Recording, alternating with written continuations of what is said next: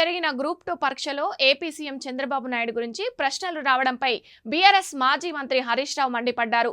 తెలంగాణ చరిత్ర పోరాటం చెరిపివేస్తే చెరిగిపోయేది కాదు.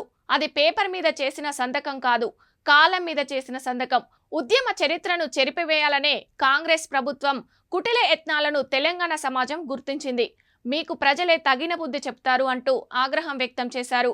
గ్రూప్ 2 4 పేపర్లలో చివరిదైన తెలంగాణ ఉద్యమం పేపర్ సోమవారం మధ్యాహ్నం జరిగింది. అయితే ఈ పేపర్లో తెలంగాణ ఉద్యమంలో కీలక ఘట్టాల నుంచి పలు ప్రశ్నలు అడగాల్సింది పోయి ఉమ్మడి ఏపీలోని చంద్రబాబు నాయుడు పాలన గురించి పలు ప్రశ్నలు అడిగారు. ఈ విషయంపై బీఆర్ఎస్ నాయకులు ప్రభుత్వంపై దుమ్మెత్తి పోస్తున్నారు. ఇది టీజీపీఎస్సీనా లేదా టీడీపీ ఎస్పీనా, ఇది తెలంగాణ ప్రభుత్వమా తెలుగుదేశం ప్రభుత్వమా అని మండిపడుతున్నారు. కేసీఆర్ ఆనవాలు లేకుండా చేస్తానని రేవంత్ రెడ్డి బహిరంగంగా ప్రకటించారని, కానీ నిజానికి తెలంగాణ ఆనవాలు లేకుండా కుట్ర చేస్తున్నారని తీవ్ర ఆరోపణలు చేశారు. తెలంగాణ పరీక్షల్లో తెలుగుదేశం ప్రస్తావన ఎందుకని బీఆర్ఎస్ నేతలు నిలదీస్తున్నారు. తెలంగాణ రాష్ట్రం ఏర్పాటు కష్టాలు కన్నీళ్లకు తొలి ద్రోహి కాంగ్రెస్ అయితే మలి ద్రోహి టీడీపీ అని దుయ్యబట్టారు. ఉద్యమంలో కాంగ్రెస్ టీడీపీ చేసిన మోసాలు ద్రోహాలు తెలంగాణ ఎప్పటికీ మరచిపోదని అన్నారు.